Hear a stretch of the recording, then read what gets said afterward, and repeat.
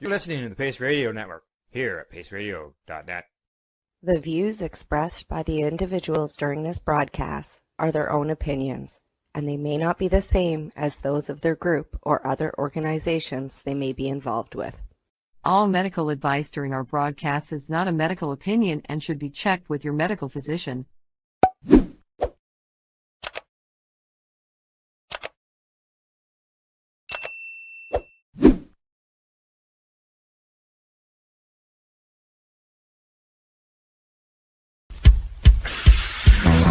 Oh yeah, baby, that's lovely.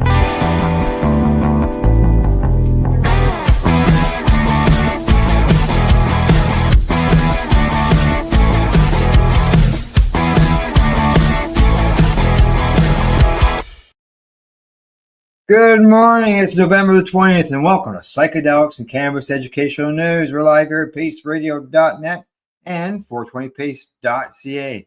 As you notice, Cindy's not here this morning. She has the day off, but I have 5 stories for today's show that I hope will warm things up on this cold and frosty morning. I don't know about you, but I know here when I walked outside this morning, it was just frost and fog. Everything that was from the moisture from the fog just covered everything, and everything out there was covered in frost this morning. So hopefully it warms up some today and gets rid of that frost and gets some outdoor activities done. So other than that, it's time for me to get started on the news. The first story of the day comes to me from the Cannabis Business Times.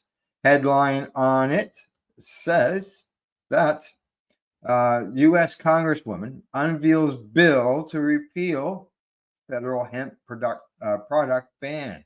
U.S. House Rep Nancy Mace filed draft legislation on November the 17th that she's sponsoring to repeal the federal government's new definition of hemp before it takes effect on November the 13th, 2026. Now, this new definition intends to prohibit cannabinoids that are synthesized or manufactured outside of the plant, such as Delta-8 THC and HHC, and limited hemp-derived cannabinoid products to 0.4 milligrams of THC per container. Now, Mace's proposal, the American Hemp Protection Act of 2025, would simply repeal the federal government's hemp-related provisions that were included in last week's continuing resolution, specifically all of Section 781 of the Continuing Appropriations Legislative Branch. Now, Military Construction and Veteran Affairs and Extension Act 2026. Gee, they have long names for acts. Now, while Mace ultimately voted in favor of the continuing resolution in last week's 222 to 209 House roll call to reopen the government, she went on the congressional record on November the 12th that she strongly opposed Section 781 because it would deal a fatal blow to American farmers supplying the regulated hemp industry and small businesses and jeopardize tens of billions of dollars in economic activity. Now, rather than have a substantive open debate on the future of hemp policy in America, prohibitionists slipped this provision bill into a must-pass government funding bill, forcing members of Congress to choose between voting their conscience on hemp and paying our military service members, she has said. And she says this is wrong. Now, according to Mace, the U.S. hemp industry has stepped forward to self-regulate in the absence of federal clarity on the 2018 Farm Bill, which fairly legalized the commercial cultivation of hemp as an agricultural commodity. Now, according to Mace, many hemp businesses have been asking Congress to pass legislation that reasonably or responsibly regulates the industry. She says, rather than, got something in the way, dealing with this framework to protect children and allow adults to make informed decisions, Section 781 of this bill essentially imposes a national ban of all ingestible hemp products with any qualifiable level of THC, which represents between 90 and 95% of hemp products in the marketplace, including the vast majority of non-intoxicating CBD products offering in the marketplace. And she makes a lot of sense. I know some people can take her both ways, but in the cannabis file, she's been doing a lot of fighting, and she continues to do so here. And against her own government, her own party on that. So it's good to see that she's fighting, and others are as well, in order to get the hemp ban gone. And it makes sense. There's no reason for it to continue,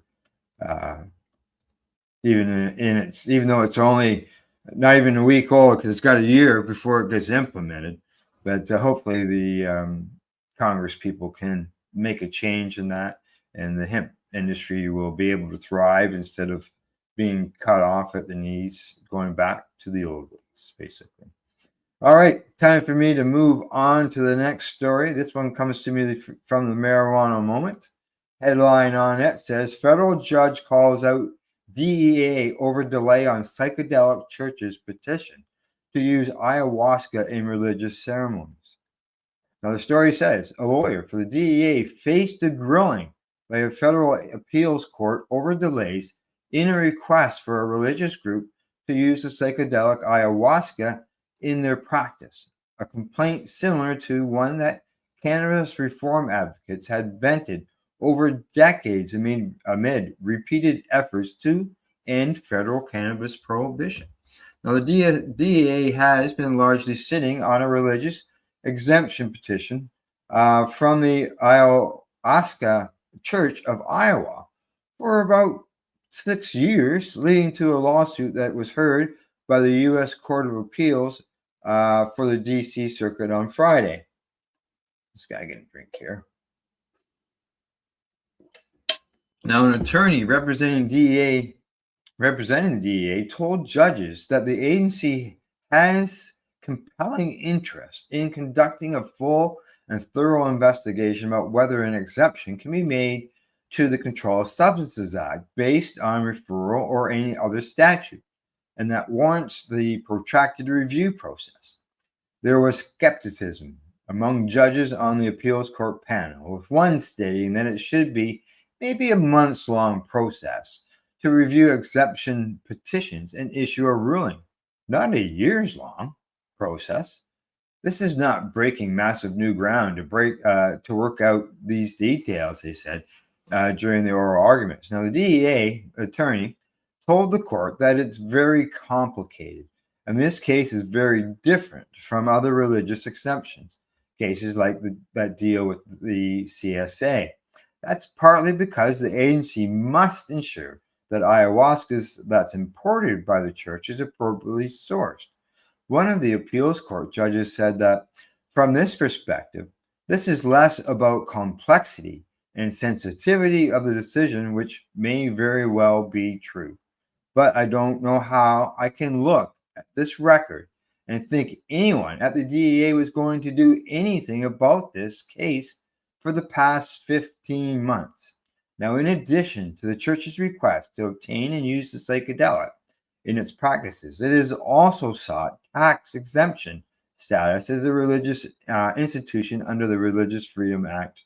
So we'll see what happens. I'll keep an eye on this and see if they have a ruling on that religious end of things and what the final result is in this case. So it's always nice to follow up on cases, stories. And I have one of those actually coming up, not this story, but the one after me. It's a follow-up story. But this one here, we think we look at it as cannabis is legal here in Canada. People grow their cannabis, people go to the store and buy their cannabis. But not every province, some people may not know, can grow cannabis. Like Quebec, Supreme Court of Canada agreed that they can stop their citizens in Quebec from growing cannabis. That's not all Quebec cut short of, and that also included vape pens. Maybe people may not know about that. There was food at one point that has been added, but at one point it wasn't even included. It's been a real slow process. there when it comes to Quebec. So here we go. This story comes to me from StratCan. And the headline says the SQDC to launch cannabis vapes on November the 26th. Great. Another week from now before it's even legal for them to buy vape pens in Quebec. So the Société Québec de Cannabis will begin selling cannabis vape products on November the 26th. While the agency had previously announced an end of November launch for cannabis vapes, it shared the official date in a press release on November the 18th. They say, according to Genevieve Garreau, Vice President of Responsible Marketing and Supply Chain at the SQDC, DC, says, we have chosen to make vaping products available in order to offer a regulated alternative. Vaping is a method of consumption that has grown in recent years and is currently used by 28% of Quebec consumers, even though it's illegal. Although it possesses health risks, the lack of legal option until new constituents, an even greater risk due to the dangerous nature of the products available on the legal market, they say. Now, since there has been no legal source for cannabis vapes in Quebec, residents told the ISQ that they source their vapes from family and friends, legal sources in other provinces, illegal suppliers, or online. All products will have to be adhere to Quebec's 30% THC limit. A 30% cap on THC limits when it comes to vape pens. Wow. Let's see. It also says that it applies to all products, including concentrates like vapes. Now, in addition, no additional flavors can be added to these products except for cannabis-derived terpenes that are already in the product. Now, a representative with the SQDC told StratCan earlier this year that it expects 30 different vapes at the launch of the program. So the vapes are coming to Quebec. It says here no added flavors can be added to the product. Now I know that you can go and get resin. There's nothing added to it, but I have seen vape pens. Well, there's some that have added terpenes to it. Now they say that they're terpenes from cannabis. They're going to be allowed, but there's others that are called flavor agents. I've seen that on vape cartridges, and I refuse to buy those now, being that if they're not going to tell you what it is, I'm sure they're not going to inhale it. So, alrighty, that's my rant for the day. So, Quebec, vape pens, start getting them next week at this time. And for those who've never had access to a vape pen, there is some convenience to them. I know that. That's from my experience. Anyways, so all right, time for me to move on to that story I was saying was a follow-up. And patients in Canada, I've had calls over the years where patients are very concerned about driving. Or even though they may not have consumed that morning, they get up and they go for a drive. Even though they haven't consumed cannabis in maybe like 36 hours, 24 hours, they're still going to still show that they are positive, over the 5 nanogram limit, or even the 2 nanogram limit, where they can put you under suspension. So we're going to head off to Australia, because there, according to the Hemp Gazette and the headline, it says that medical cannabis driving defense bill for New South Wales is what that stands for. Yes, in Australia's state of New South Wales, Sydney MP Alex Greenwich is introducing a bill for fairer driving laws for medical cannabis users. Now, in New South Wales, as in most other Australian states, there is no legal defense for driving while having a detectable THC level. Here we have the 2 nanogram for suspension and 5 nanograms for look out, you're in big trouble. Then they say whether or not a medical cannabis has been prescribed and accessed legally. Same here in Canada. As THC can remain detectable for up to weeks after last consumption, Driving laws in their current form are in effect a ban on driving for patients using medical cannabis, as even CBD preparations can have trace levels of THC. There is no medical defense in these offenses specified in the Road Transport Act of 2013 for using prescribed cannabis medicine. I don't know of any here in Canada as well. There are also may also be insurance implications for patients who are convicted of these offenses. Now, Alex Greenwich wants the law changed. Now, in September, he teamed up with legalized cannabis parties Jeremy Buckingham to design reforms, and that work is now complete. They say the proposed legislation would initially allow drivers who test positive to cannabis to have the offense overturned in court on medical grounds. After 6 months, drivers will not be subject to a penalty notice if they have evidence that the THC was lawfully used, such as a medical prescription, and if the police officer is of the reasonable belief that they are not driving under the influence of THC or otherwise impaired. Now, the proposed legislation would initially allow drivers who test positive to cannabis to have the offense overturned in court on medical grounds. Yeah, and as I mentioned, the 6 months driver's notice. So we need something. It'd be nice to have something here in Canada or even anywhere actually, where a patient has the right and the ability to use medical purposes as a defense. It'd be nice if they didn't even have to get charged in the first place, but unfortunately, I can't see that happening right now. So, but if they were allowed to use it as a medical defense, and they said that even if the officer doesn't think that they're impaired, well, usually if an officer doesn't think they're impaired, then why would they even charge them in the first place? So, all righty.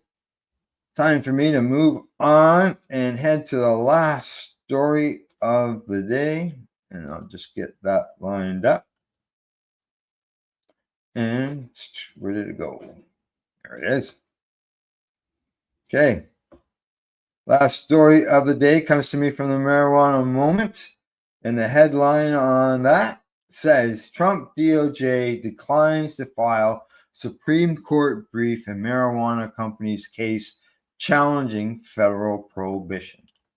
Now, the Justice Department is declining the opportunity to file a brief on whether the U.S. Supreme Court should take up a case from cannabis businesses that are challenging the constitutionality of federal prohibition. Now, in a filing submitted to the court on Monday, U.S. Solicitor General John Sauer, who was appointed by President Trump, said simply, the government hereby waives its right to file a response to the petition in this case unless requested to do so by the court. This comes about a month after the powerhouse law firm Boy Schiller Flexner LLP submitted a petition for a writ of certiorari from the court on behalf of their clients, a coalition of cannabis companies, who are arguing that the Commerce Clause of the U.S. Constitution precludes the federal government from enforcing criminalization laws against interstate cannabis activity.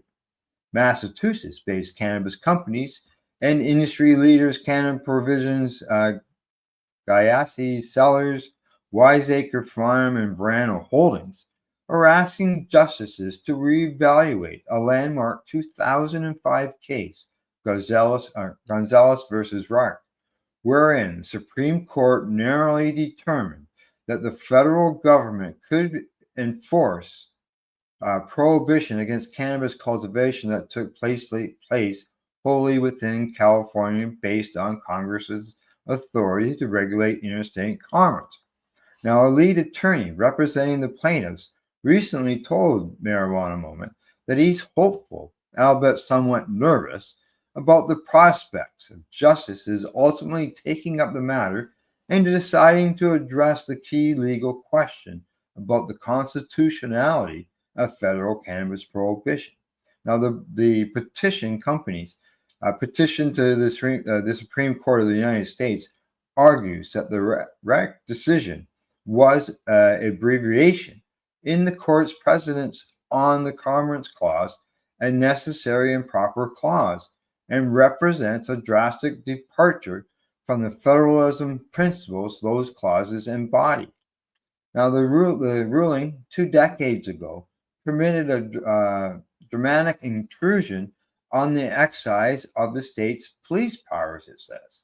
Now, the Controlled Substances Act, the significance to the exercise of the state's police powers is massive and even greater today than it was back in the time when only 9 states had legalized cannabis, according to the petition. It goes on to say that 38 states have now decided that the health and safety of their citizens is better served by making cannabis available through regulated channels than through prohibition.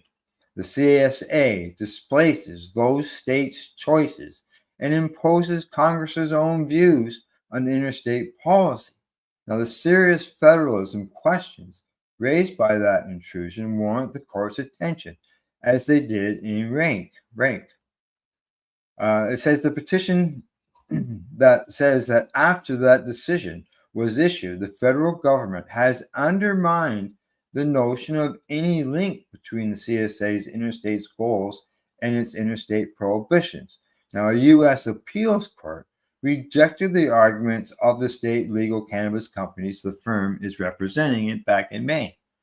It was one of the latest blows to the high-profile lawsuit following a lower court's dismissal of the claim, but it's widely understood that the plaintiff's legal team has long intended the matter to end up before the 9 high court justices. While it's not clear if SCOTUS will ultimately take the case, one sign that is at least some on court might be interested in the appeal is a 2021 statement from Justice Clarence Thomas, issued as a court denied review of a separate dispute involving Colorado medical cannabis dispensaries. Thomas wrote in that, he says, whatever the merits of rank, when it was decided, the federal policies of the past 16 years have greatly undermined its reasoning. And he keeps describing the government's approach to the cannabis enforcement as a half-in, half-out regime that simultaneously tolerates and forbids local use of cannabis through federal law, although federal law still flatly forbids the interstate possession, cultivation, or distribution of cannabis. Now, the government, post-RIC, has sent mixed signals on its views. Now, the justice continued by saying, the situation strains basic principles of federalism and conceals traps for the unwary.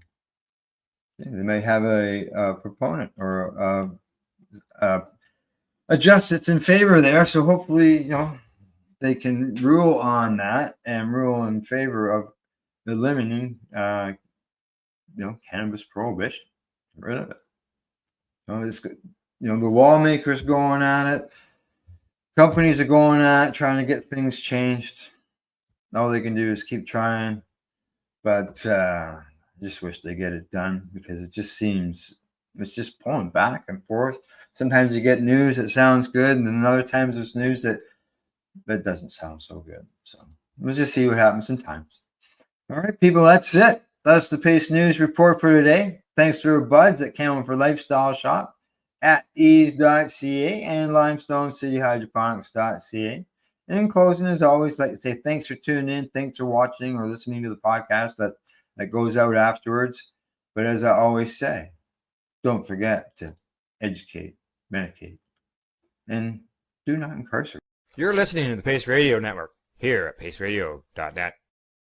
The opinions of the individuals during this broadcast are their own, and may not be the opinions of their group or other organizations they may be involved with.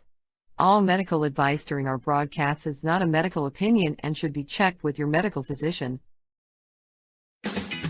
Enjoy the buzz of legalization with Campbellford Lifestyle Shop. From lights to plant nutrients, books, consumption accessories, and more, we've got all your basics to grow or consume cannabis. Visit our info center or take a look at our piercing services and body jewelry, now available in-store through Campbellford Lifestyle Shop, 17 Bridge Street West, Campbellford.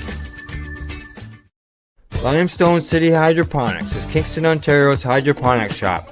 Take your growing to the next level and create the optimal environment with a tent kit, or maximize your yield with an ebb and flow flood table kit. Either way, Limestone City Hydroponics has more sizes and options to fit your needs. Are you looking for the power of the sun that adapts to your budget? Then look no further, as they have professional grow lighting. They have indoor grow systems that are easy and cost effective, with many options to fit your living space and lifestyle. Cultivate your growing potential. We have everything you need to succeed. And if you can't make it to the store, they offer local delivery to the greater Kingston area. Remember, when you're looking for experts to help you grow, then look no further than the locally owned Limestone City Hydroponics, 105 Sunderland Drive in Kingston, Ontario. Call them at 613-548-0420. We are people advocating cannabis education here at paceradio.net.